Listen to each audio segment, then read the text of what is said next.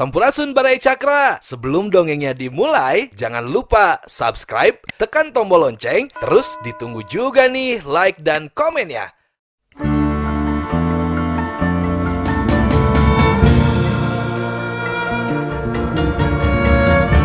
Baraya Cakra, parantos waktosna 80,5 FM Radio Cakra, midangkeun dongeng Sunda Dora-Dori.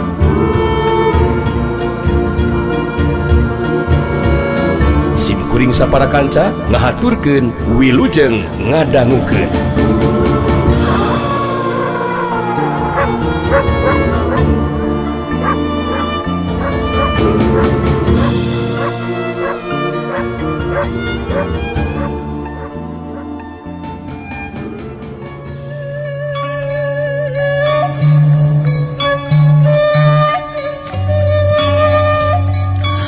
Guntara harita milu nyarita ditujukeun ka Kimandara jeung ka Jumena Katut Ubed.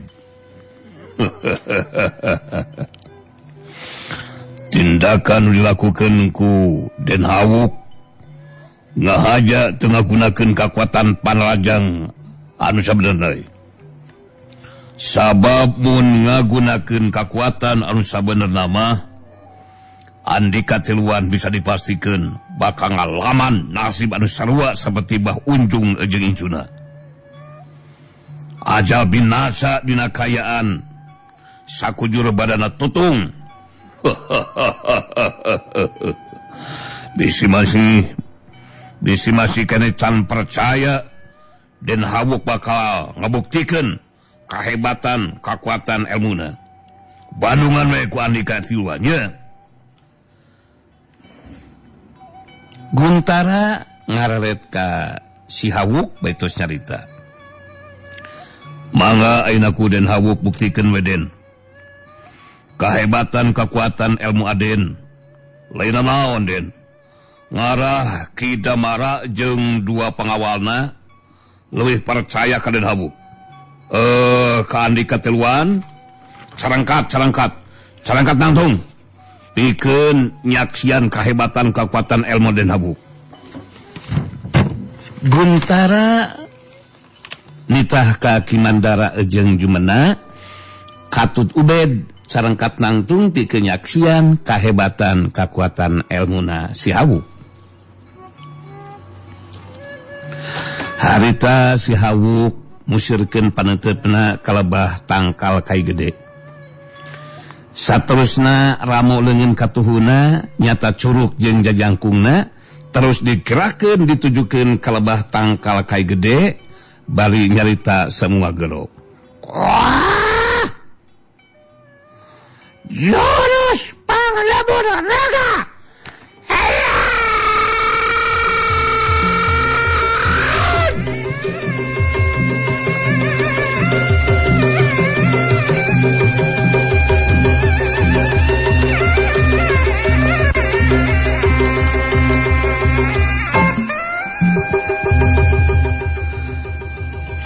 Getaran kakuatan anu rosa harita ngahantem kana tangkal kai gede teh. Wus berdak gas. Borobot keburu kadenge sora anu ngabledag dituturkeun ku robohna tangkal kai gede teh dina kayaan tutung sapada harita. Kimandara jeung Jumena Katut Ubed anu geus narangtung harita pada molhok bengong mata simeuteun ningali kana kahebatan kakuatan elmuna si Hawuk. Saterusna Guntara nyaita deui.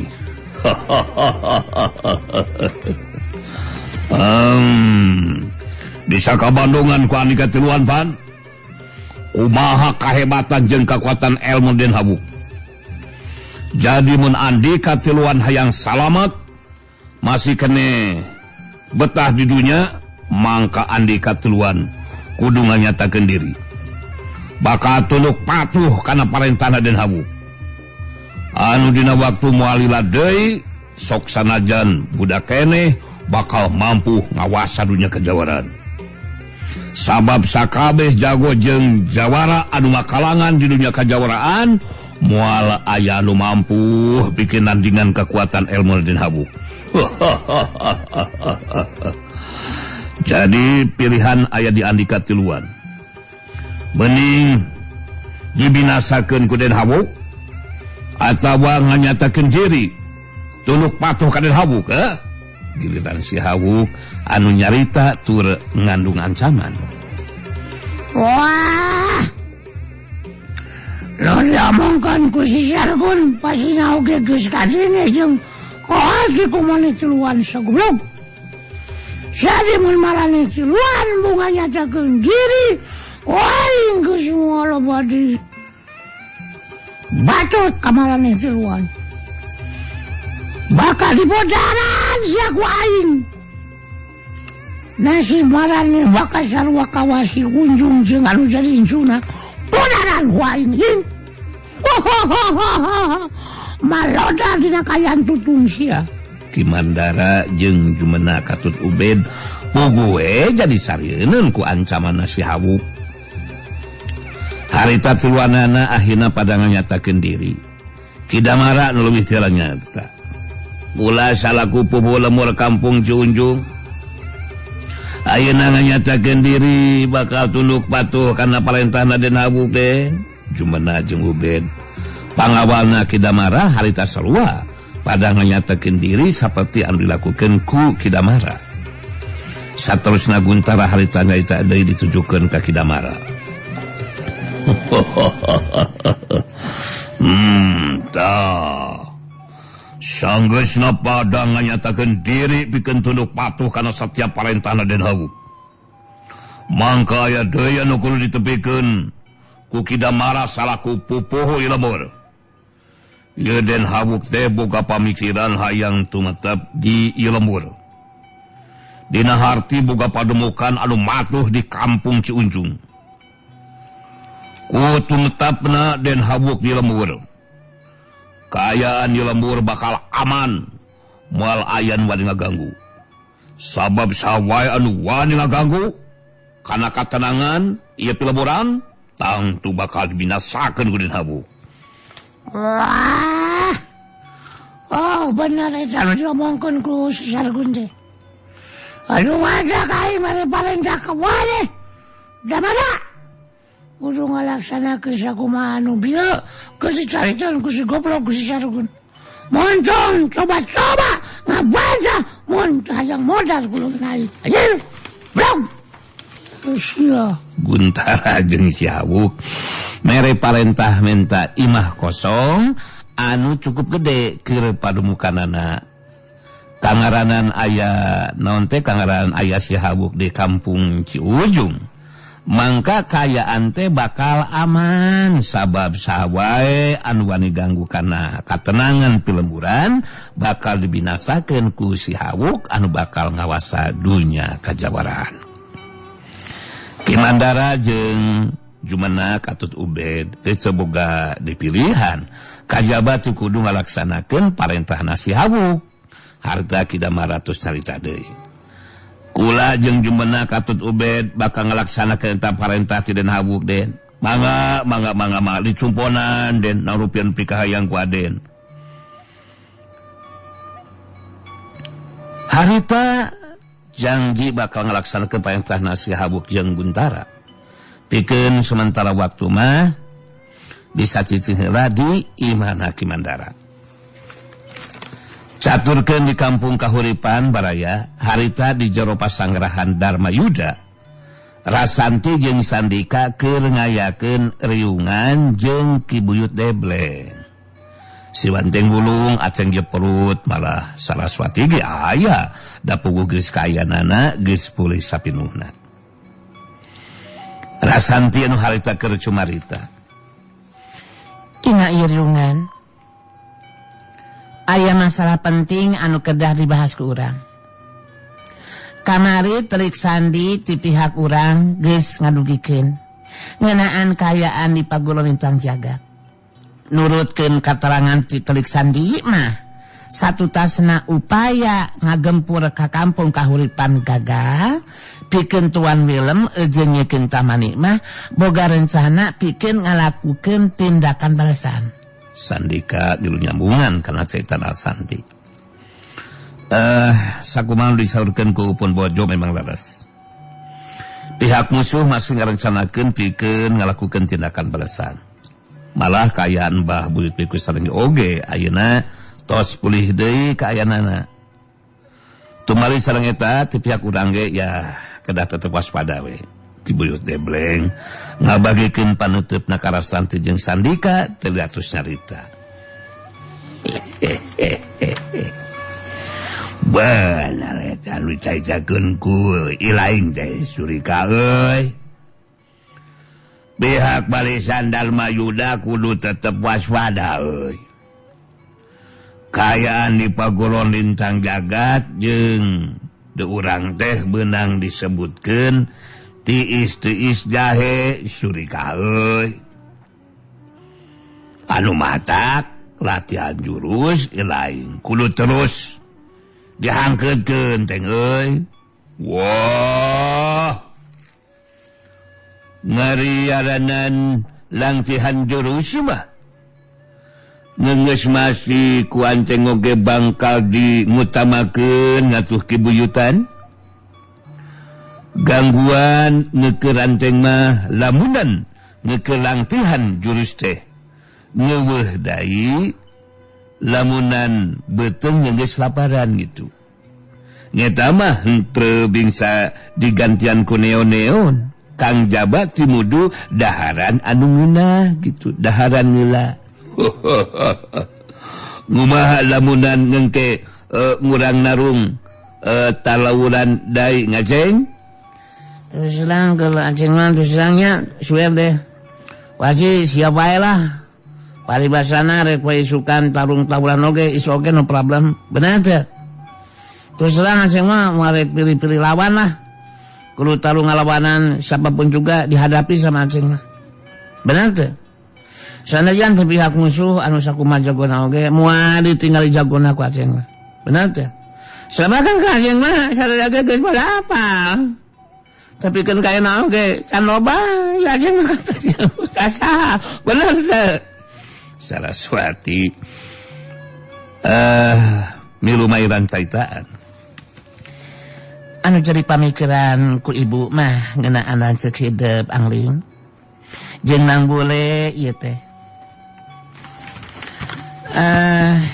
naon teh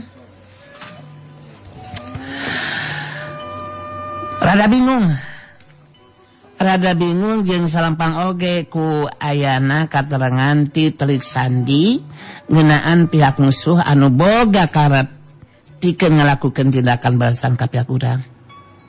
Sedangkan kaayaan Mbah Buyut Piku Sarangi ge geus pulih kaayaanana. Jadi rek saha anu mimpin Barisan Dharma Yuda mun angling can aya mulang mah.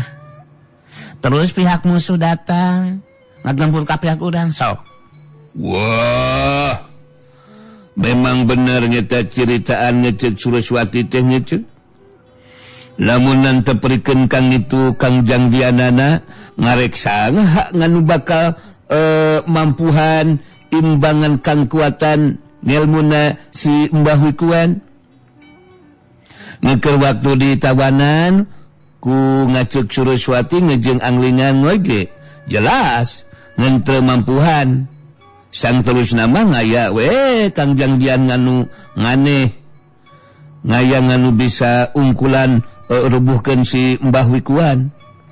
Nganu neprikeun ka ngayeuna oge ngurang ngeuweuh nganu nyahoan sangha nya nganu geus ungkulan kang kuatan elmuna si Mbah Wikuan teh cobra.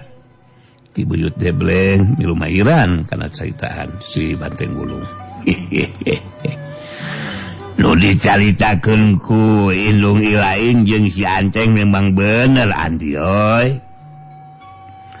Kangaranan teh pihak urang eueuh anu mampu ngungkulan si Piku Sarangi mah pasina oge Barisan Dharma Yuda bakal bubar ka tawuran moal aya dina kameundangan.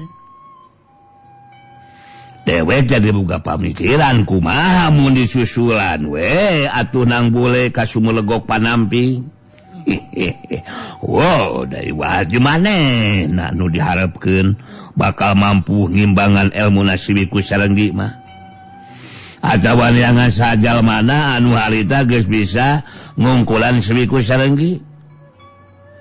Ilaeng ge sama sakali nyao kaita jalema anu geus ngelehkeun sibiku sarenggi teh sulika euy. Kitu bleng. Ngarewet ka Sandika anu diretus ngajawab.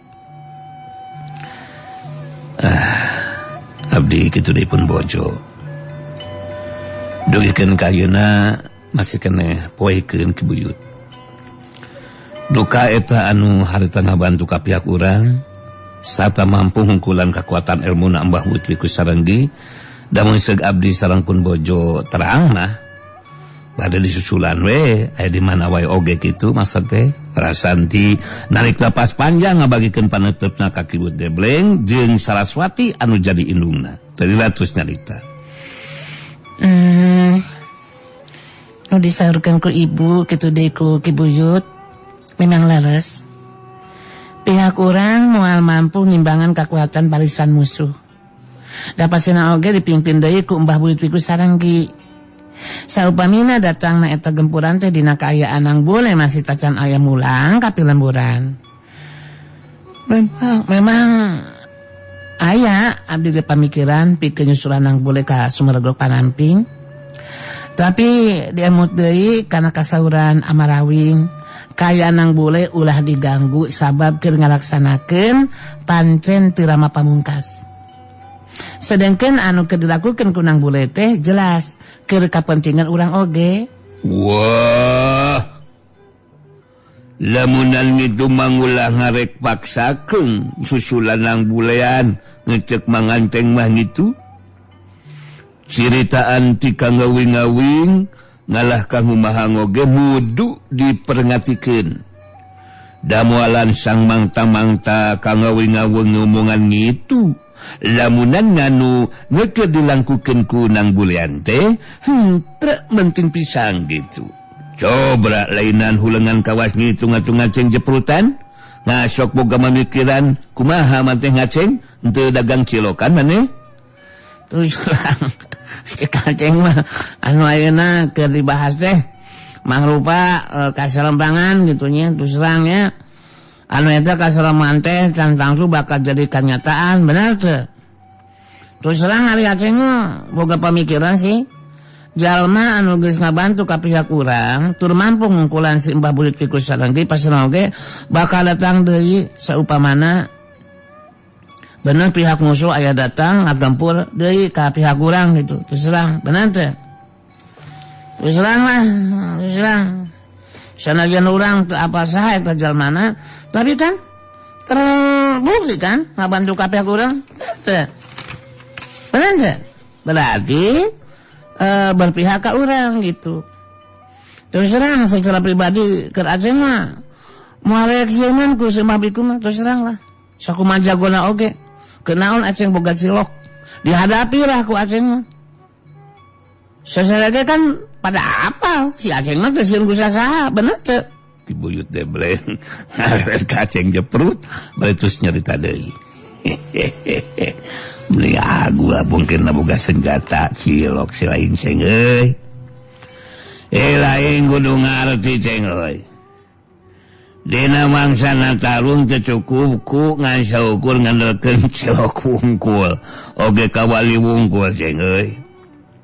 Tapi kudu dibarengan ku kemampuan diri beutewe ge anu ngalatih jurus kai lain geus bisa ngukur diri dewek mah ceng euy. Moal mampu ngalawanan si Biku sarenggi. Jadi lain ge teu cukup ku saukur ngandalkeun teu sieun ku sasaha. Nya bener henteu teh euy. Nanya bener gitu King Buyutan bener. Ngekerneon narung ngarisa ngukur wani narung ngungkul bari nerus mudu maeot mah. Dengan tarang urang ngejeng para anggota barisan Dharma Yudaan Ngeus jelas lah moal ngayang anu mampuhan lawan Wiku Saranggian mah. Anu mantrat nganu bisa dinganelkeun teh nyiwal tinang bulean. Nganu masih oge ngaguatan ngelmuna bangkal leuwih hebrat. Palingan ngoge urang mah nalung teh mudu ngejeng lawanan nganu saimbangan ngaceng. Jadi ulah memeleukeut teuingan abung-abung di dinya loba pelor non teh cilokan. Dileg-leg ke jembulang nasi kalau ku Wiku Saranggian mah Saraswati harita mailan deui caritaan. Kek. Ibu jadi rada katarik oge ku caritaan Mang Aceng.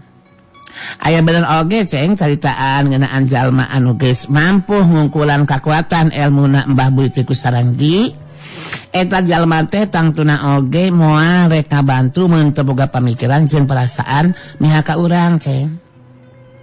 Anu masih kene poekeun teh ngeunaan saha sabarna eta jalma kitu teh. Jadi mun teh mah pihak musuh aya datang ngagempur deui ka dina kaayaan angling jeung nang bule nya. Sanunya eta jalma teh bisa ngabantu deui ka pihak urang. Kitu ari ceuk pamikiran ibu mah anti. Rasanti ngahulang sakedeung sing anu keur mikir teu dilatus nyarita. Nu disaurkeun ku ibu kitu deui ku Aceng jasa kahartos Bu. Namun urang teu tiasa masikeun eta jalma bakal ngabantu deui ka pihak urang Bu. Saupamina pihak musuh ngagempur deui ka urang dina kaayaan nang bule tacan mulang Bu. Kumaha mun eta jalma teh henteu nulungan ka pihak urang coba. Jadi tetep urang teu tiasa saukur ngandalkeun jalma di luareun urang. Alas teh Ki Buyut. Aya bener naoge eta caritaan lain teh Andi euy. Urang teu bisa ngandalkeun bantuan ti pihak urang. Bari pihak urang ge can aya lunyaho sacara pasti ka eta jalma. Dan mudah-mudahan we sameme musuh aya datang ngagempur ka dieu.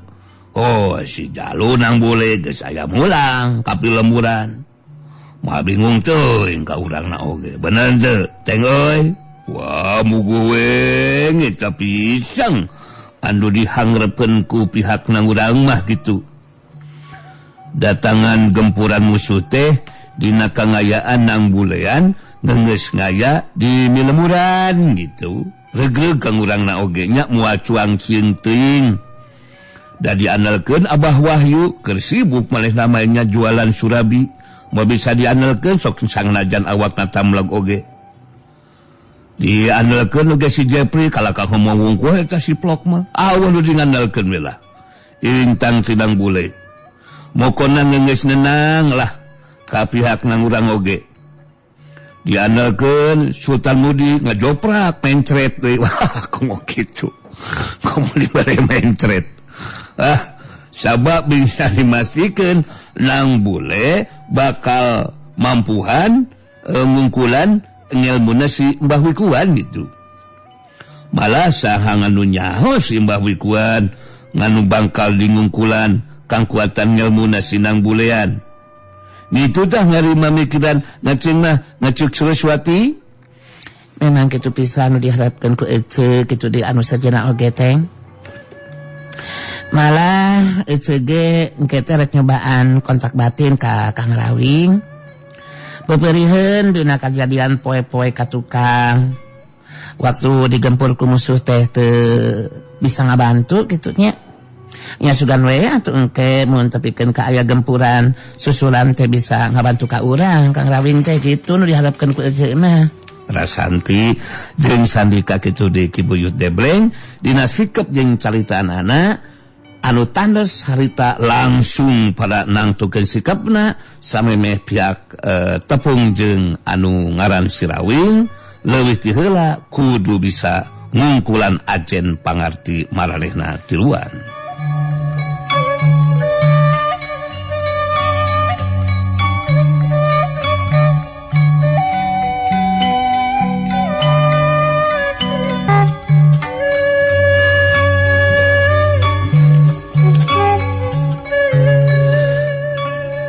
Kawang si Peso Rajang netep seket ka Sandika balitos nyarita. Mun memang kitu katang tuanana mangka si laing anu bakal ijen jajaten ngawenan dewek Sandika. Dewek tiluan di dunia kajawaraan geus pada barogangalan. Jadi moal make kudu hese pikeun ngungkulan ajen pangati si laing Sandika. Muntari si pedang kasturi harita milu nyarita di barung jeung seuri ditujukeun ka Rasanti. Ningali maneh anu mawa pedang Rasanti. Ke sakedap rasakeun asa ngagajleng kitu nya. Ke sakedap. Oh mohon genep tuluna teu aya ke sakedapnya ieu kitu. Oh ieu ka dieu heula mohon. Dina eta riungan masing-masing jadi terus padung dengan negerakeun sikap jeung pamikiranana. Pang-pang nama anu geus jadi kapastian Mbah Buyut Piku Sarenggi tangtu anu bakal mimpin deui barisan reksa anu bakal mampu ngimbangan kekuatan ilmu Mbah Buyut Piku Sarenggi. Dina kayaan keur kitu harita nu di jero pasangrahan jadi kalageteun. Ningali tilu urang jalma anu anyar pinanggih nirikana wandana mah jelas lain jalma biasa. Di dunia kajawaraan mah eta tilu jalma teh memang kaasup jago anu geus barugangaran. Anu saurang mah jago kolot nelah Ki Baragas, Pupuhu Paguron Banaspati. Sedengkeun saurang deui jago ngora nelah Jaruk Kawang si Peso Rajang. Anu saurang deui mah jawara wanita anu geus aya umuran nalah Muntari si pedang kasturi nu aya di jero pasangrahan kabihanana harita terus mulu kaluar. Rasanti jeung Sandika leuwih ti heula tumanya ka eta tilu jalma. Rasanti leuwih ti heula nyarita bari ngabagikeun paneutupna ka eta tilu jalma anu anyar pinanggih. Bagea ka Andika tiluan. Jelaskeun saha Andika tiluan sarta boga maksud tujuan naon pangna datang ka dieu patempatan. Sandika milu nyambungan kana caitana Rasanti. Andika tiluan mangrupa jalma anu anyar pinanggih. Jadi wajarlah mun tumanya ngeunaan Andika tiluan sarta boga karep pamaksudna naon. Coba jelaskeun. Ki Baragas, Pupuhu Paguron Banaspati nulis ti heula ngajawab. Dewek nelah Ki Baragas Pupuhu Paguron Banaspati. Ieu batu dewek jangongora nelah Jaruk Kawang si Peso Rajang dulurna Herman Rey. Nu saurang deui mah jawara wanita nelah Muntari si pedang kasturi. Bangna datang ka dieu ngarasa kacariku sayembara Sirawing. Anu hadiahna jadi leuwih narik kala perhatian. Sabab jadi leuwih nyugemakeun anu matak dewek langsung hayang panggih jeung anu ngaran Sirawing. Sabalitna saha si lain duaan, ha? Rasanti dina sikapna anu tandes terus ngajawab. Kuring Rasanti anakna Sirawing anu kadua. Ieu salaki kuring nalah Sandika. Karep jeung pamaksudan Andika tiluan geus kahati ku kuring. Tapi sameme bisa tepung jeung bapak kuring, aya katang tuan anu lumaku pikeun sawai anu boga karep hayang menangkeun eta hadiah. Sandika milu nyambungan karena caitaan nu jadi pamajika. Bener. Sameme Andika tiluan bisa panggih jeung anu ngaran Sirawing, mangka leuwih ti heula Andika tiluan kudu mampu ngungkulan heula acen pangati kuring duaan. Ki Buyut Debleng harita milu mairan caritaan bari nutup seukeut ka Ki Baragas Pupuhu Paguron Banaspati. Aing teh saukur kudu bisa ngungkulan ajen pangarti Narasanti jeung si Surika. Lain tuluan tapi kaasup dewek Ki Buyut Debleng anu bakal mere katang tuan ka ilaing Baragas euy. Nu kolot mah jeung nu kolot we ijen jajatena. Gampang panggih jeung Sirawing mah. Rasanti jeung Sandika kitu dikebut debleng dina sikap jeung caritaan anu tanes harita sarua pada nangtukeun sikapna samemeh bisa tepung jeung anu ngaran si Rawing leuwih ti heula kudu bisa ngungkulan acen pangarti maranna tiluan. Juru kawang si Peso Rajang neuteub seukeut ka Sandika betus carita. Mun memang kitu katang tuanana mangka si Laing anu bakal izin jajaten ngeunan dewek Sandika. Dewek tiluan di dunia kajawaran geus pada buka ngaran euy. Jadi moal make kudu hese lah pikeun ngungkulan ajen pangarti si Laing Sandika euy. Muntari si Pedang Kasturi harita milu nyarita di barung jeung seuri ditujukeun ka Rasanti. Ningali maneh anu mawa pedang Rasantinya mangka geus bisa dipastikeun maneh anu kudu ngayunan Muntari si Pedang Kasturi ieu. Urang pada buktikeun kemampuan jurus pedang masing-masing. Si Muntari bakal mampu ngukulan jurus pedang nu digunakeun ku maneh Rasanti.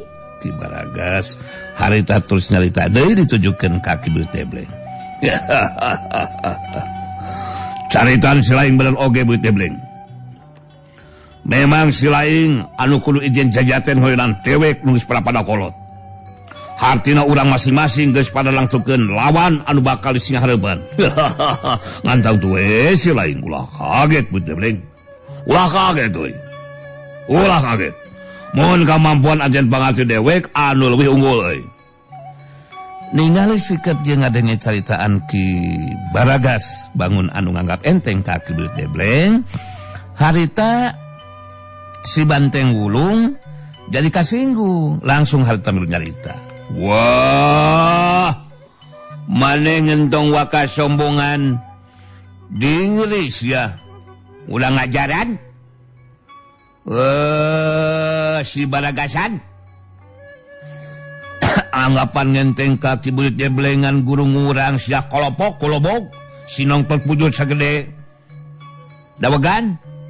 Bing si maneh hayang nyahoan ngurang si Banteng Wulung, ya. Baka sing hareupan mangnes ya golobog samemeh guru ngurang sia bangsatan si bangsat hayam si belakok kujubaran pajin ku ganteng karek nyahoan sia Baragasan ngurang acar sia geus ngahiem ka guru ngurang sia aceng jeprut ge sarua harita milu nyarita ditujukeun ka Ki Baragas. Terus terang didinya geus nganggap benteng ka Ki Beuit Tebleng sia anjing. Sarua jeung panghinaan ke si Aceng Jeprut mah. Terus urang sanajan Aceng Jeprut pendek pecekrek. Tapi kawangina leuwih ti mitisan anjing. Sanajan di dinya jago kolot. Pupuh paguron. Ku si Aceng mah dilegleg, bakal dihadapi lah siapapun juga, bener teu? Eueuh jago kolotan ke si Aceng Jeprut mah. Reka lawan siapapun juga is oke lah dihadapi sama Aceng Jeprut mah. Karena sudah pada tahu sealam dunia juga Aceng Jeprut mah teu kusaha anjing. Teu kusaha. Ki Beuit Tebleng ngaret ka si Banteng Wulung jeung Aceng Jeprut betus nyarita. Ilaing luahan montong make jeung hayang tarung sagarupa teh euy. Sabab ilaing duaan lain tandinganana. Anu matak ilaing duaan cukup ngabandungan. Kumaha sana dewek ngungkulan nu dilawan. Kumaha rek di mana tarungna Baragas? Tangtongna di tempat nu lega tarungna Beuit Tebleng. Ki Baragas ngacorak nu ka tempat nu lega. Ki Beuit Tebleng ngacorak nuturkeun jeureum lawan tapi teu ku hanteu